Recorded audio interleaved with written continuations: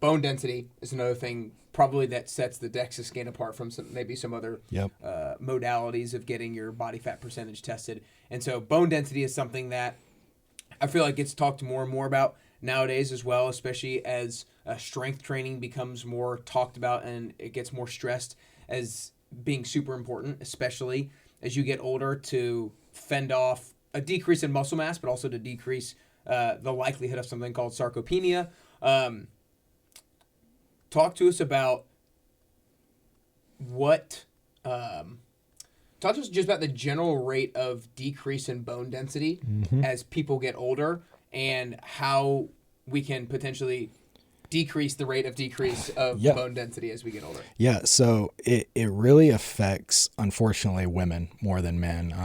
You do see it in men, but not nearly as common. Is there a particular reason for that? Is it a It is there. It's multifactorial, but what happens to women during peri and postmenopause with their hormonal changes we believe it puts them more at risk for it, and that's when you start to see bigger decreases in bone density. As far as mitigating it. Now, I want to say too, there are medical conditions that can lead to it. So that's kind of a different thing here. If we're just talking somebody normal, really the only way you can truly reverse it or stop it is through training, exercise. And so there's really two main modalities there. That is either heavy loading exercise or high impact exercise. And so essentially what happens when you put a bar on your back or a weight in your hands, you literally, to a very small degree, if you think about your femur, you bend it almost like you would a pencil or something. And that stimulates the body to lay down new bone, and it's stronger than it was before. When you distinguish that there's two different ways of heavy loading and high impact, how would you,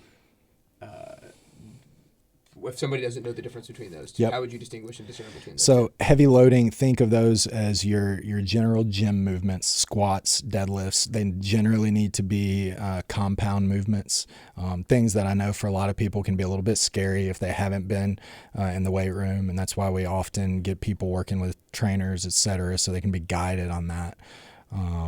High impact is going to be more athletic activity. So everything from doing like guided plyometric training, which we'll do with a lot of our patients, all the way to just doing things for fun, like playing tennis or pickleball, can give you that stimulus. Totally.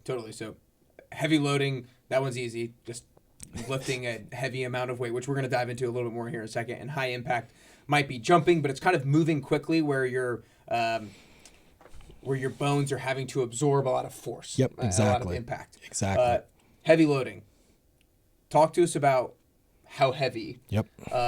And now that you guys have been doing this for a little bit, there's some data around this of how heavy people really need to lift, what kinds of lifts, like you said, compound lifts, that people need to do and how heavy they need to go that actually leads to improvements in bone density. So talk to us about how heavy. Yep. So really, to preface this, for somebody that hasn't been training, it's just doing something, right? If they haven't been lifting weights, this kind of doesn't apply. When I start when I go into my next point here, this is for people that are quote unquote trained. Right. If you haven't been lifting, start doing anything, and that's enough of a stimulus. Right. For trained people, we have really, really good data on it. They actually did a really good study.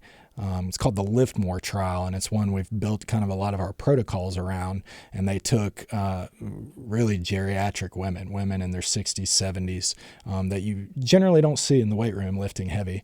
And they had them do essentially four things. They had them overhead press with a barbell. They had them barbell back squat, barbell deadlift, and jump.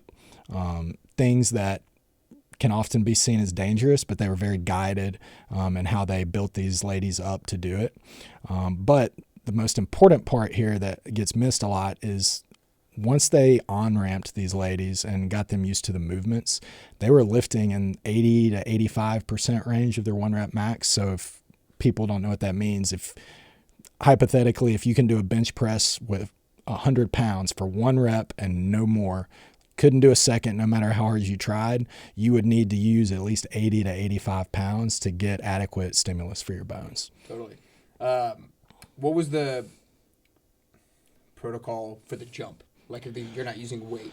So that you know, like the overhead press, back squat, deadlift, that's heavy loading. High impact is the jump. So how do they do the jump? They actually did it with a barbell on their back. Oh wow. Yeah, an empty barbell. And I believe we don't do that quite as much, just because that's a little bit higher level. I'll do it in some different ways, but they did it with an empty barbell, and they didn't progress the weight so much, but they kind of progressed the RPE, if I remember right off the top of my head. I kind of feel like it might be necessary for somebody who's in their 60s and 70s to use a little bit of weight because maybe it's not high enough impact because they're only able to jump like over a credit card. So their landing is not going to provide that much impact because they're probably not like super heavy people either. Yeah, that actually brings up a really good second point.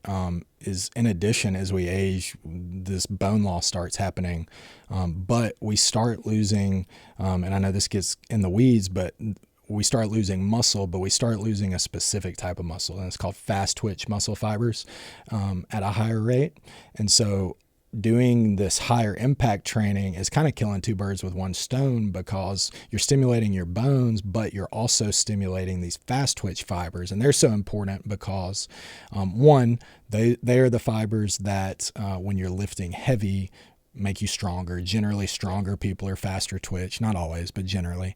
But when we're talking falls, if you stumble and try to catch yourself, being able to move fast enough to catch yourself is really, really an important factor to preventing falls. And so this impact training, this jumping is kind of killing two birds with one stone there. Yeah, totally. So as you get older, you lose both muscle mass at a certain kind of like rate annually.